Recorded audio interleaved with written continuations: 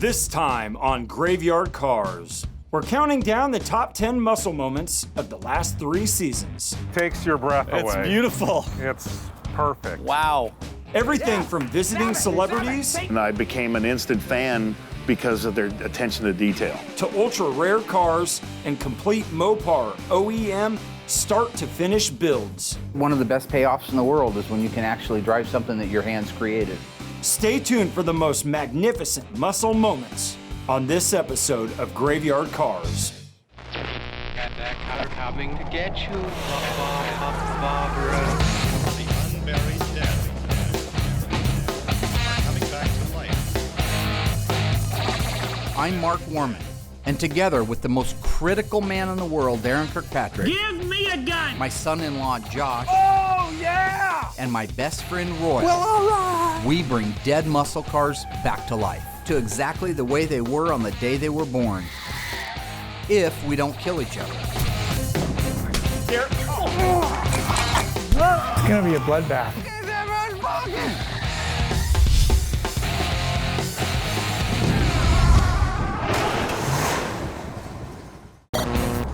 Number 10 in our top 10 countdown is finishing Chris Driscoll's 1970 Plymouth AAR Cuda.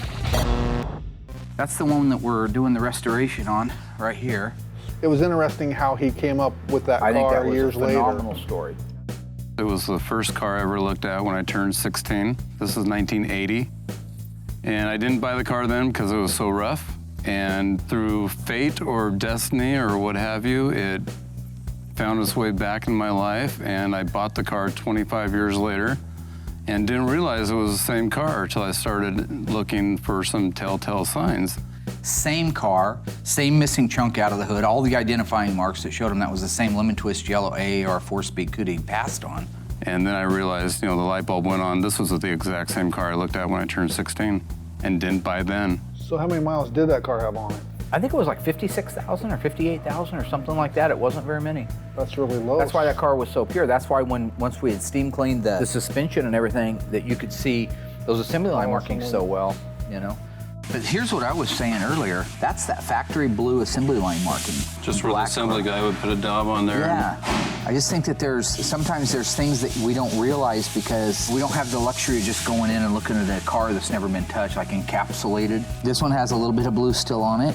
Like a time capsule, isn't it? It is. And they're all different, too. Oh, yeah. Every assembly line had different ones, and everyone had different colors. And especially whenever you're getting all that grease and stuff off of there, and it's just kind of like finding a hieroglyphics. Yeah. Dave Weiss does a good job of documenting all that stuff in his books, and I think it's cool because when he says blue, you find one like this that had a little blue on it, and you go to his book and he says which blue it is, and he's right. I mean, that's neat. It's almost like detective work on these.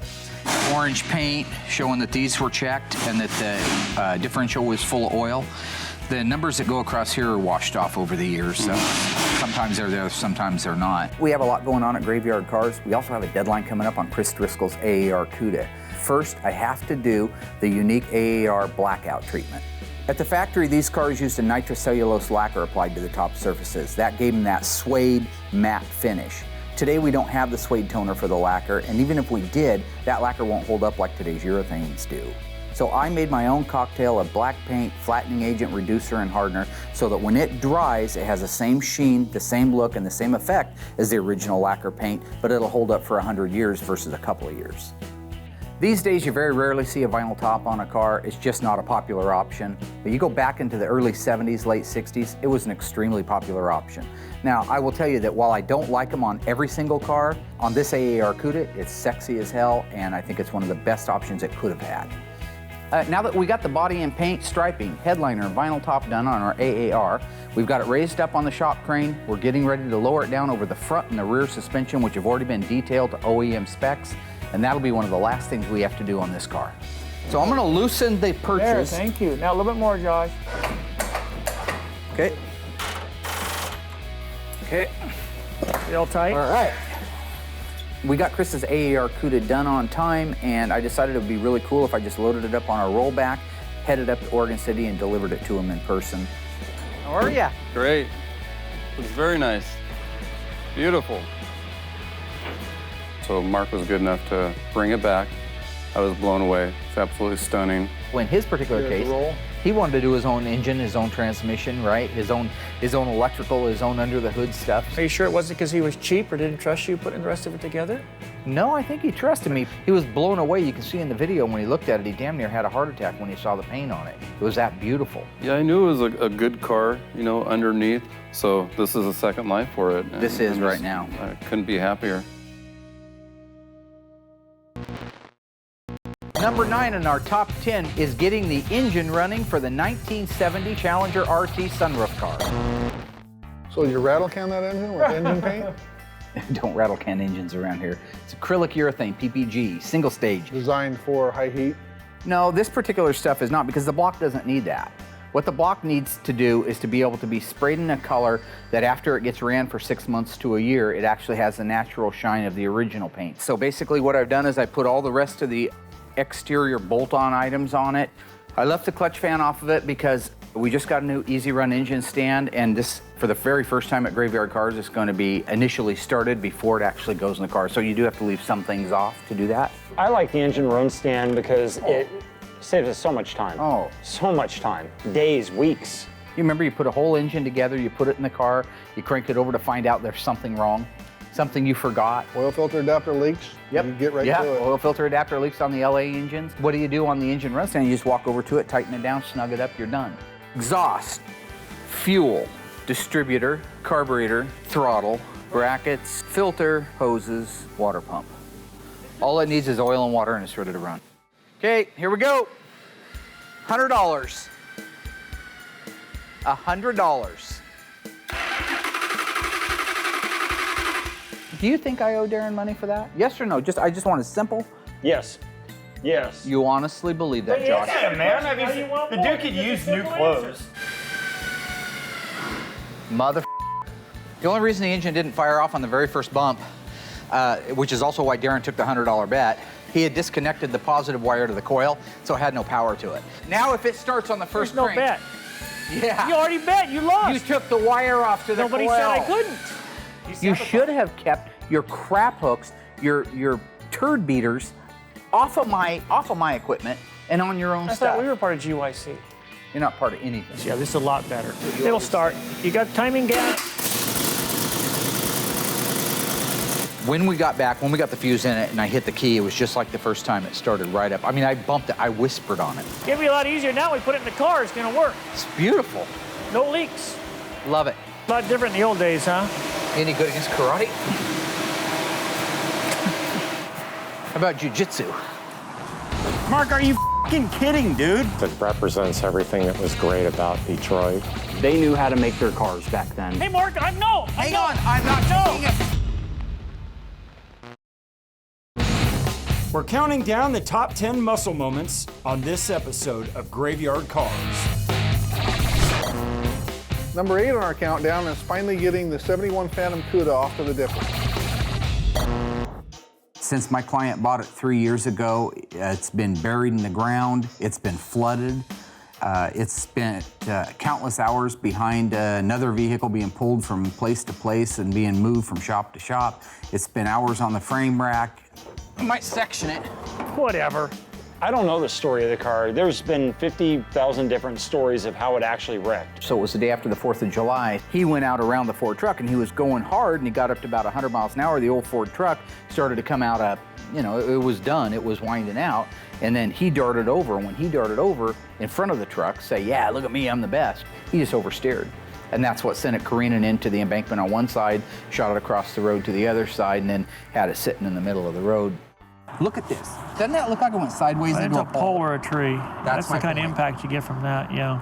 That's my point exactly.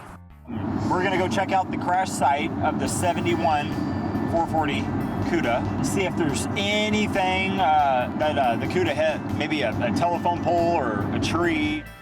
I pulled the directions out. Mark gave me directions for whenever we got there to do certain tasks. And of course, it was condescending. Morons. Look at fender and compare it to any trees or poles. I wish I could have done this myself, but I'm busy. Saving the world, Mark. I didn't think it was condescending. I thought that it was just a way to course make you sure don't. that it got addressed to the right people.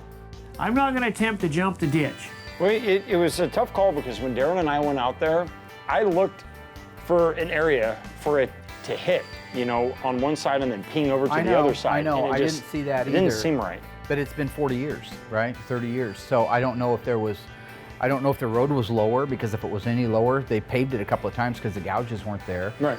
So yesterday I got a voicemail saying that we were green light go for the Dipper, for the 71 CUDA. What concerns me is that car comes out of the tank and the only thing on the end of the hook is the seatbelt I forgot to unbolt.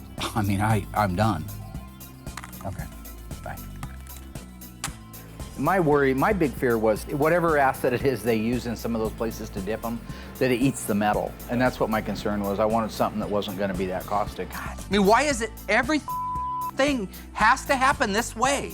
I'm gonna look like some kind of a psycho, lunatic, whatever. Well, okay. You know what, there is no okay. You handle it.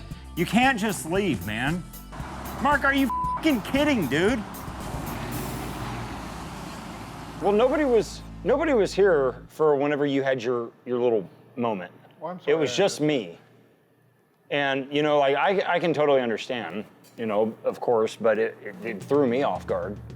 Well, I mean, it's got a line of having a nervous breakdown. Nervous breakdown, Daren, you've had 2 of them. They take time to build up to, right? You don't just have one.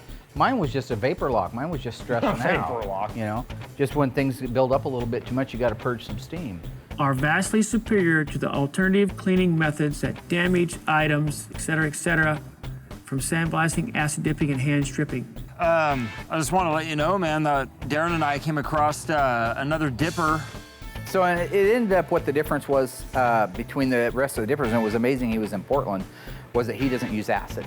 We're going to Portland, will I ride? And so the solution that he uses, and he uses heat, it didn't actually affect the integrity of the metal. It was a good call. I had looked all over. I don't know how Tweedledum, who can't find his way around Google to save his ass, found that thing, but it was a good thing. My name's Mike Walton, and I own American Metal Cleaning. We're located in Portland, Oregon. Mark called me, and he has a very valuable, rare car, a CUDA, that he needs completely paint stripped and all the rust removed. Well, I'm very excited that the car came back unmelted and no holes in it. A lot more came back than I thought. I think it's a good car. I think it's a good starting point, and if it hadn't came back as good as it did, I think I'd have really been in trouble, which I would have made your guys' fault anyway, so. Can't get a word in edgeways. Yeah, nice head.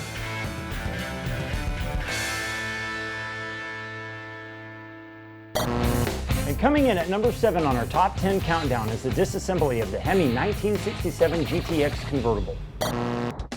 When Brett and Aaron showed up this morning, it was great to meet with them. I decided I wanted to give them a quick tour of the shop. My name is Brett Torino. I'm Aaron McLeese. Aaron and I work together in a collection that I own, and primarily Mopar cars. I've had a love for Mopar ever since I was a young man. One of my favorite cars is sitting behind me right now, which is why we're here. Aaron had reached out to me on Facebook because Brett had seen the show, really enjoyed it. Liked mostly the attention to detail that we have on the cars. That's what really spurred him on to want to bring us his favorite car, which is the 67 GTX convertible. In my opinion, I think it's probably one of the most sleek and sexy cars that we do have. You know, this GTX, it represents everything that was great about Detroit. You know, it's a Hemi, it's a 4-speed car, it's a big car, and I just love it. I mean, it's just, you know, there's certain things that you love. This car I love. I love everything about it. I love the way it rides, the looks, and it's just a gorgeous car. The one thing that you are not to touch, Mark, because there are a lot of holes in the desert in Las Vegas where we're from, you don't touch the exhaust. Aaron made it perfectly clear for us not to touch the exhaust, not to alter it in any way, shape, or form. What it is, he loves the sound of it. It's not a factory system. Probably every car they got down there has factory systems on them, which are cool, but when you get one out of the ordinary like that one, has the Flowmasters on it, absolutely loves that system. They have their own sound. Loves it. It does have its own sound. So he wants it, no matter what, it has to come back with the same sound. So I'm just gonna, I'll keep his old system. I may even just restore it and put it on because it didn't have that many miles on it. No matter what, that's why we recorded it. That's why I had Audio Boy go out there and make sure that the decibels at the same RPM, with the same environment, will have the exact same sound. Hopefully it just runs a little better than it did before.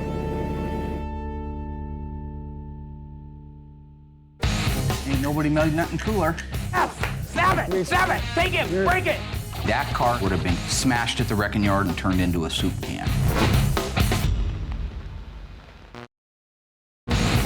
We're counting down the top 10 muscle moments on this episode of Graveyard Carz. Coming in at number 6 on our top 10 countdown is a 71 Charger RT 446-pack automatic in green. We're assembling the 71 Dodge Charger today, working on the air grabber setup. It's a very intricate piece. Basically, it uses a trap door that opens up and allows cool air to get into the motor, and that increases the performance of the engine over the hot air that normally goes in. I know you're not a B-body guy, but you got to admit, especially in the 71, 72s, the hood's cool. I thought the hood was really cool. I mean, it's really catchy, and especially that. Now, was it like the slug that was on the side of it? Is that what it was? A slug? What? Well, no, that's what it looked like on the side of it. Like, there's the ones that have the shark's teeth, and then there's the other one. I want to be in the office with the guy from the design team walks into the board of directors and says, guys, I'll knock we've been them trying out, to come too." up with an idea that screams fast. Something that really, just with one graphic, like Mark Twain said, a picture's worth 1,000 words. I got it. This is the one that's going to show you what a 390 horsepower 440 Magnum 71 Charger RT does. All right, take a look. That looks different, Josh. It's a slug. Slug, that is different. What Yeah, don't put dude, that's what I've seen, Crazy. man. There's a thing, and it has goggles, and it's on the side. What is it? Have you ever seen a slug with goggles? I'm serious. No. This is such. If you had a Dodge version, it was called a Ram Charger hood, so you got the really cool Ram Charger decals with the B. I'm gonna hope Daren doesn't bug me while I do it. Good thing I had my Wheaties. It's like full bore right there. It's up all the way right there. Okay, let go. Thanks. That was good too. Coolest cars in the world right there. Nobody else did anything cooler. So cool. Only Mopar, baby. Only Mopar. There it goes. Ain't nobody made nothing cooler. Ain't nobody made nothing cooler. Look at that. That is awesome. Okay, we know Josh loves it because it had a slug on it, whatever reason. Why do you like the Ram Charger hood or the air grabber hood in Just 71? intimidating. Pull up to a traffic light or something. Yep. And got that guy beside you. And the guy's girlfriend is looking at him, well, you got that on your Camaro? He goes, nope. And she gets out, goes around, goes and gets in with him. She wants to ride in with a Mopar. That actually never happened to me, but I never had an N96 girlfriend? 71, 70. I did have girlfriends. My personal liking has always been the 70 and the 71 Charger. It was truly one of the coolest and most unique cars that they had ever built. It was a very daring body style for it. It went on to have the optional Hemi in it. 446 pack, you could have got a 444 barrel, 383 Magnum. I think just nearly every engine could even have it with a 340 in it or a slant 6. I think it's one of the coolest ones and one of the most tempting and daring styles of its day. That car in some cases would have been smashed at the wrecking yard, recycled and turned into a soup can. Because of the passion that we have here at Graveyard Carz, we were able to find the car, bring it back from the dead, restore it to OE standards, and today I get the luxury of driving it down the road. Coming in at number 5 on the top 10 countdown is professional wrestler Bill Goldberg and his 1968 Plymouth GTX convertible 444 speed. I just found out, day before yesterday, your hero, Bill Goldberg, will be here on Friday. Bill Goldberg was a huge idol of mine. He still is. And the fact that I get to meet him is, I mean, what do you say? For as big as guy as he is and as strong as he is, and as much, prominence as he has in both the entertainment community as well as the automotive, I thought he was a really down-to-earth guy. Bill Goldberg's is a 1968 GTX, Plymouth GTX, with a 440 numbers matching engine, 4-speed, 354. How are you? It's a pleasure. Good to see you. Finally meet you. How you doing, big guy? Give me a hug, dude. Nice Josh to meet Rose. you, man. You almost knocked me over. Nice to meet you, Royal man. Gayland Yoakum. How you doing, sir? Good. Very nice to meet you. Take care of that for And me. the infamous. How you doing, sir? Nice to Yes! Snap it! Snap it! Take it! Break it! Break it! I like to watch all the new car shows that are out, and I became an instant fan of Mark and the guys here because of their attention to detail. We've got yours down here. You probably recognize that. Oh yeah, I recognize. That's I a was seeing it beautiful every car. night there for a while. I was very lucky to make it to a point where I could pull my wallet out and buy something that I wanted, and what I wanted was a Mopar. And the first Mopar that I bought was that 68 GTX convertible. You know, I didn't understand exactly why you shaved your eyebrows, and I caught that. The second you walked in the door, your eyebrows were gone. Which was a long time ago. Did you shave your eyebrows? Yeah, which was a long time ago. No wonder they jump your ass all the time. How tall, how big were you then? Yeah, I did. They got crazy again. Look at you all red. Hold Are you on a embarrassed? second. You're starting to rag on me, and you have no freaking eyebrows? Yeah. But anyway, seriously, you might want to watch your car and your parts. You got it. Did you do that chip right there? No. I really Sure? did. I really did. Daren is no different than he is on TV. Drawing the eyebrows on Daren, I would have to say. You look like Uncle Leo from Seinfeld, dude. Yeah. That's messed Did up. you notice it took two of you to do it? Good. Mine is a 383 version. He told you about the eyebrows. You wanted to do it your way, do it your way, okay? I don't care. But he's not gonna spend the rest of the day with you without some eyebrows. What do you think of Goldberg's car? I love it. It suits him good too. I love Goldberg. It was a childhood dream come true. He was a golden guy. Daren? I think he's a very nice, very He nice. was a good person. Good I think person. he's a good-hearted guy. We're blessed enough to be able to meet people like that and interact with people like that just because we happen to be the best Mopar restoration technicians the world has ever known. They knew how to make their cars back then. Boom, it starts. Timing's on. Handful of guys in the world could do that.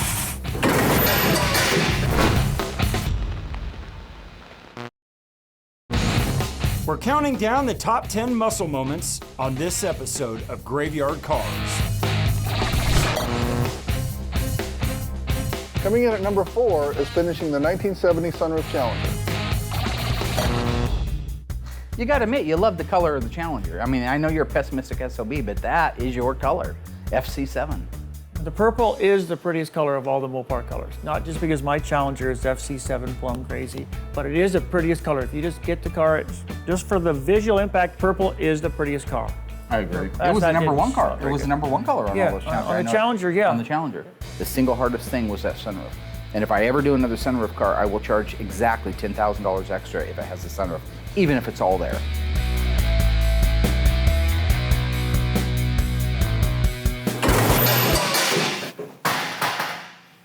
Everybody okay? Yeah. You okay? Everybody's fine. Having Tony come out is great. It's an extra set of hands, knowledgeable hands. You get a lot of visual reward out of the interior going in. Well, Starts yeah, looking, a lot of the starts parts look are like a big. finished car. Yeah. Yeah. This thing looked completely flawless. All the hard work and dedication didn't mean squat until he pulled up in that thing, and I mean, it almost brought a tear to my eye. It was beautiful. You know, I drove as a teenager and young 20s, and I drove them back then, but really didn't have the appreciation for them that I've developed over the years. It's always fun to drive the cars. I always worried about it getting wrecked or crashed. Nothing happened to that one, which was good. So it was a good day. It was a fun time. It always brings back memories from the past. Being able to drive this car was so much fun. You know I wasn't born back in that era, but they knew how to make their cars back then. It was incredible. Takes your breath away. It's beautiful. It's just sinister. It exploded. And just that tree blew hot water, boiling water out all over everything and everybody.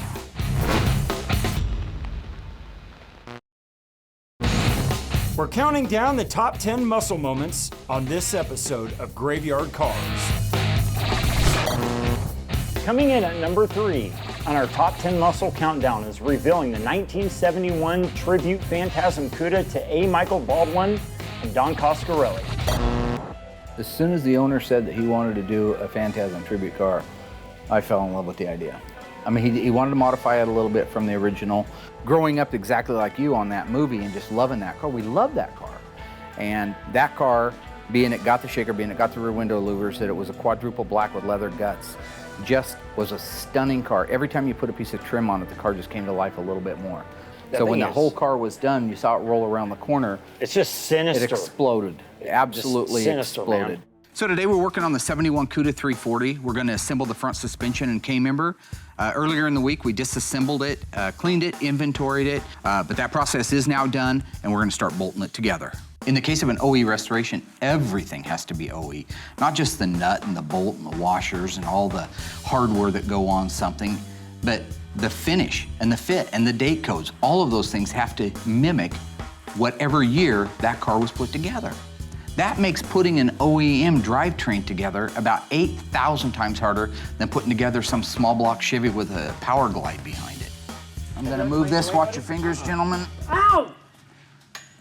I'm gonna move You this. could give somebody a little bit of time. Watch your fingers, gentlemen. I'm gonna move this. Watch your fingers, gentlemen. Ow. Give them a little bit of time. Daren and I are gonna be in here working on the 340 so we can get it painted and installed on the new K-member.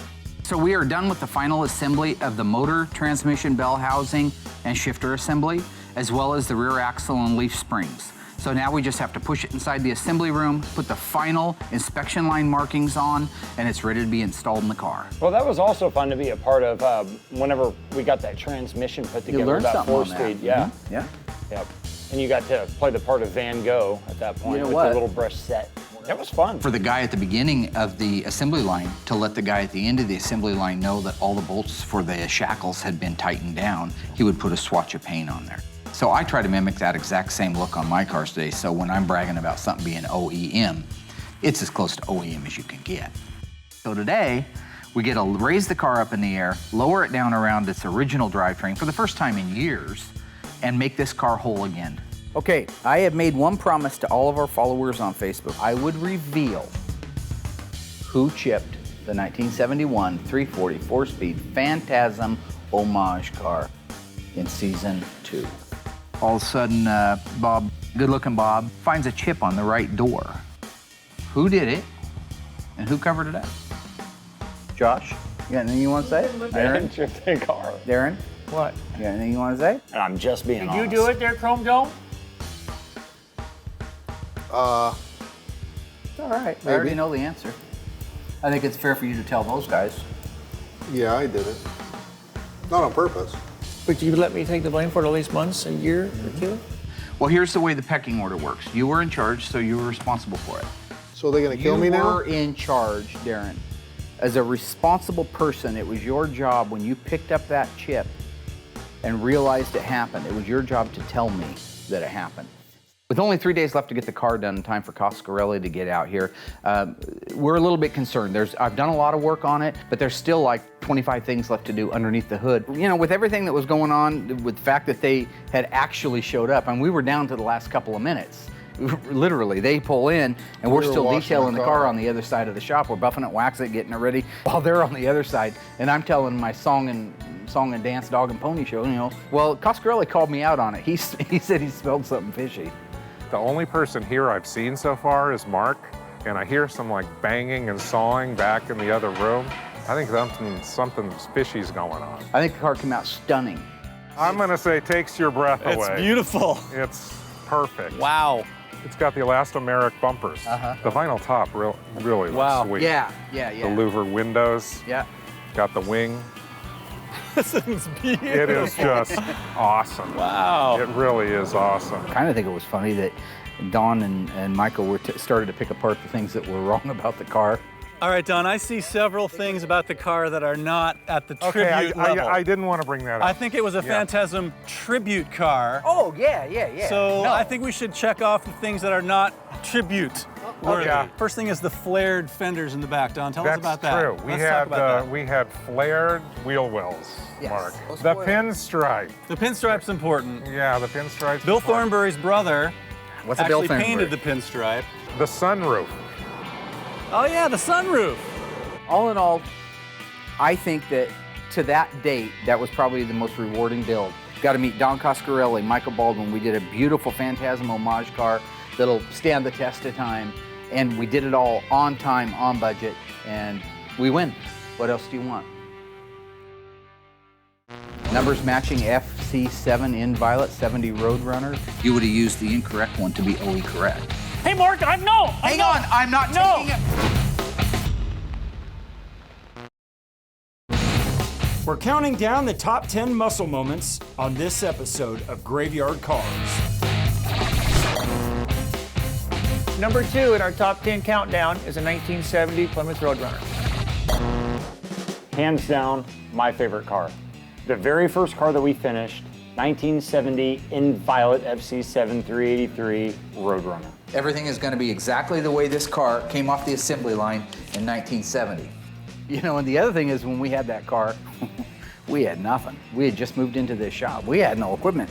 We had no lifts. We had nothing. That's why we used the forklift to install the drivetrain the way that we did. Season 1 was appalling. And all it had is my creative genius, you know, to try to carry it through. I must have blinked and missed that part. All of '68 and through December of '69, Chrysler had a problem. This was an erroneous label that they had put on the temperature gauges, so it read wrong. They corrected it in December of '69, and so since my Roadrunner was a 70, it should have that correct one. If you had a 68 or an early '69 model with the same dash, you would have used the incorrect one to be OE correct. Surprised you guys didn't know that. You remember that was when we had the gauges in here and we laid them all out on there, and I remember that was the one where I showed how the fuel gauge worked and I mimicked what you was like as a kid, and I touched the little thing and I'd say, Daddy, I'm out of gas, and then I'd hit it more and the gauge would go up. Here, son, take my Visa and go fill your tank, because you spoil, you know? Me, I was spoiled, man. I wanted to get gas from Dad. I had to go out to Buell Chapel, dig his ass up, rob his wallet, you know what I'm saying? He's dead. There it is. Daren, you can take the credit for it. I didn't do it. Mark did all the detail work. We all pretty much assembled it. I just came along and found the faults in both of them and fixed them. Before? After. That's sort of Mark is before, I'm sort of the after. You know what I'm saying? I want to buff the taillights so you can put the taillight assemblies together and in the car. Yeah. Josh, did you really acid these? These? Yes, I swear to God. Which I can walk up to right here and go like that, and it rubs the dirt right off. The bottom line is I did acid them, but I did not acid them to Mark's standard. Did you use this acid? That's the only acid we have here in the shop. You didn't use this acid? That's, no. No, okay. Did you find the bolt for the horn? It's doing wrong. I'm taking them off your car. No, you're not. No, Mark. Hey, Mark, Hang on, I'm not taking it for that. I'm not taking it for that. No, you're not taking it for that. I'm taking it to match it. Why are you coming at me like you did, so horribly, so awful, so mean, when I was just trying to get a sample of what they looked like by borrowing your horn bolt? You knew what they looked like. No, see, that's why I needed it in my hand, because I didn't want to walk back and forth 1,000 times. See, it has these serrated edges right here. Yep. Nice. And then you come along later and just erroneously accuse me of stealing. You know, stealing is a crime, man. There's just certain bolts, certain nuts, certain finishes that have to go under the hood of the car to be OE correct. That's what we specialize in here. I was going to take one off of Daren's car, but he caught me right in the middle of it, so I kind of had to put it back. But I told him I was using it for a sample, which I wasn't. I was going to borrow it forever. It says voice of the Roadrunner. That's the official sound of the Roadrunner. One of the neatest features on the 70 Roadrunner was that reflective tape just above the rear body panel. It adds a lot of character to the car, especially at nights when headlights and things would hit it, it would just basically light up.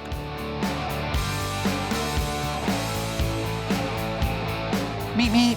70 Roadrunner, I tippity tap it, I give it a little kiss. I whisper on the ignition switch and it fires right up.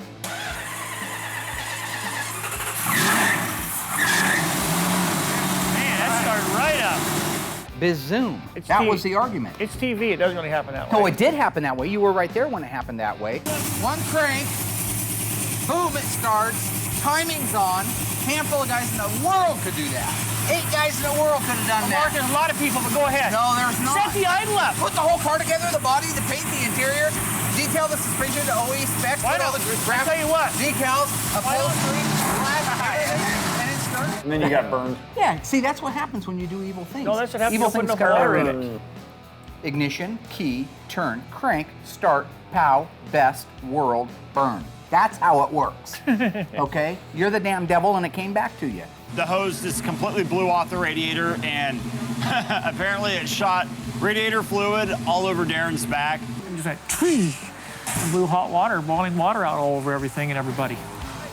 Maybe it's the starting instructions that hang on the turn signal switch or the locking ignition sleeve that goes over the visor. Maybe it's a combination of all these things. But when I slide behind the steering wheel of a car that I've just finished, I have the exact same feeling that I did that day when I drove my Charger home for the first time. And I think it's that motive, not money and not trophies, that force me to do the very best job I can at recreating history, one car at a time. Don't you guys agree getting the 70 Roadrunner done was a real momentum here for Graveyard Cars? It was a milestone to get, the first car, like I said, not only, coming back to life, but then being able to enjoy it and drive it. Be able to take it out, be able to do Brodies in it, to be able to do burnouts in it and stuff like that. I think that's one of the best payoffs in the world is when you can actually drive something that your hands created. I think it's awesome. Brought the first car we brought back to life. It's the first car we brought back to life, and not only did we bring it back to life, but we filmed every square inch of it, and people got to see it going down the road for the first time in, I don't remember, 30 years, 25 years. Numbers matching FC7 in violet, 70 Roadrunner, 383 automatic.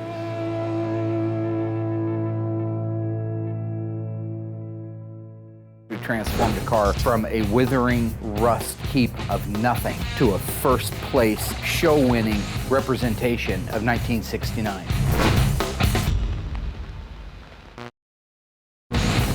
We're counting down the top 10 muscle moments on this episode of Graveyard Cars. Coming in at number 1 is Tom's 1969 Charger Daytona R4 red, white wing, and white guts.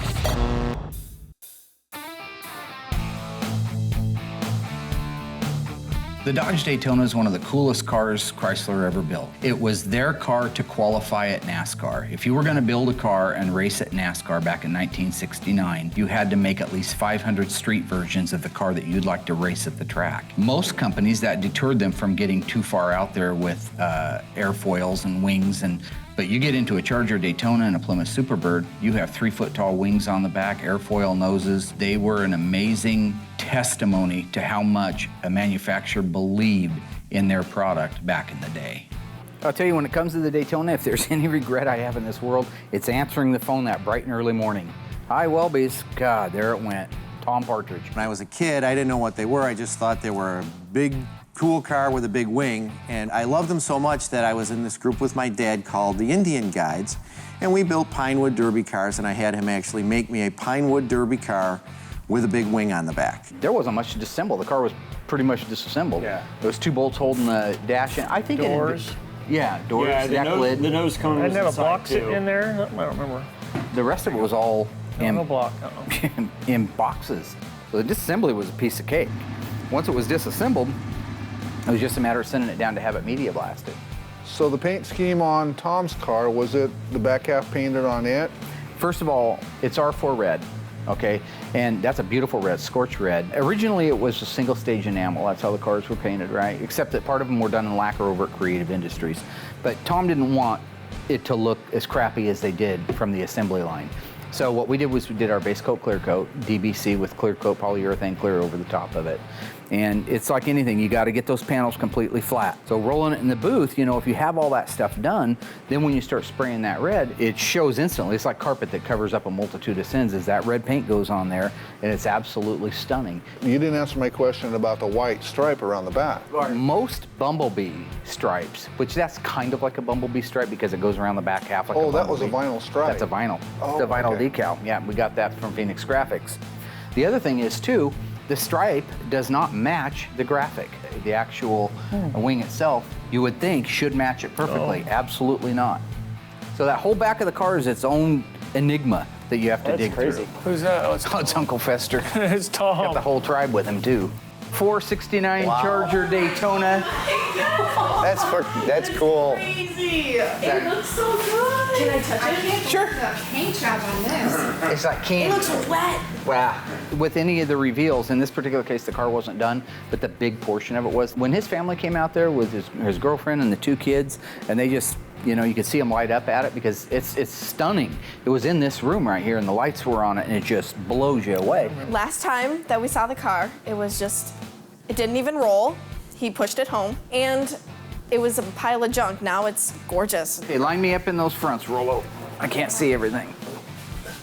I'm just looking forward to it. We're so close. The finish line is approaching. Not to use a pun with a car. I think the whole reason that the car fell off the jack was Daren's fault. Who set the jack? wasn't here. Royal set the jack. I wasn't and here he didn't that put day. it. I'm going to be eating popcorn this week while the rest of them are working on the cars. Have some more? Mm-hmm. Can we get the car outside? Stop with the popcorn! Oh my God, dude. So I'm looking forward to a productive week. Now, out the door. Out the door. Be my eyes. I'll watch this side. You watch yours, Josh. How you looking over there, buddy? Oh, man. This is a start to the week. Said put it on that skid plate. And you just did it your own way. You put it in front of the skid plate and you put some extra wax on it, some lemon pledge so it'll slip off. I think you were here, bud. And he wonders why I self-medicate. No, happens. And when you're surrounded by toilet flies, it happens even more. The front cane member came loose off the floor jack when Mark was trying to scoot it across the floor. The damage could have been a lot worse. Now, I think one of the greatest reveals on that car was when the dash showed up from Instrument Specialties.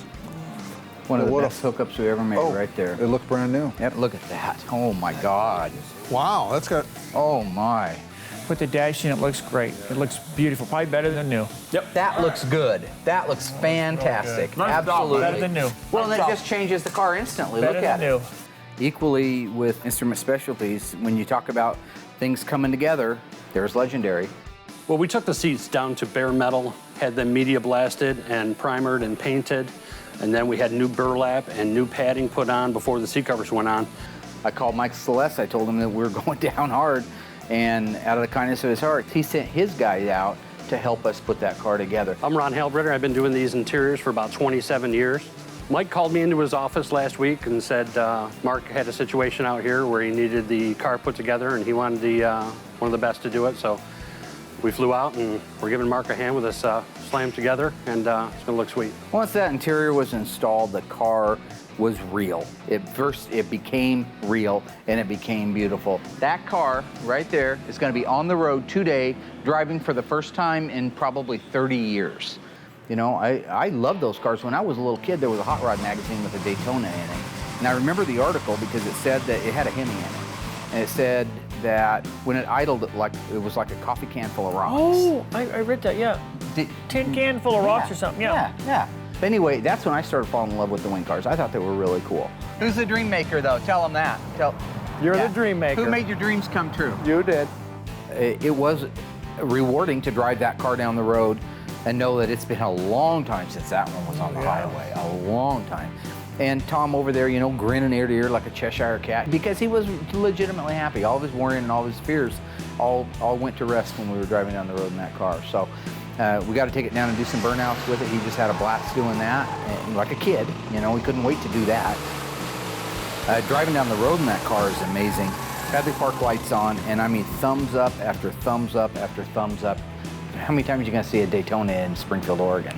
Not too often. Not too often. Truly what we did was we transformed a car from a withering rust heap of nothing to a first place, show-winning, stunning representation of 1969. So with sincerely all jokes aside, thank you You're welcome, very, man. very much. It's been fun. It was hard to believe that, okay, this is my car. Adios, Tom. Adios, Daytona. Welcome back, Low Blood Pressure. We spent 5 years dedicated to making a program and restoring the cars at the same time so that we could share our passion with the world. And that's all I ever wanted to do. Say it with me at the same time on 3. Graveyard Cars. 1, 2, 3. Graveyard Cars. Graveyard Cars.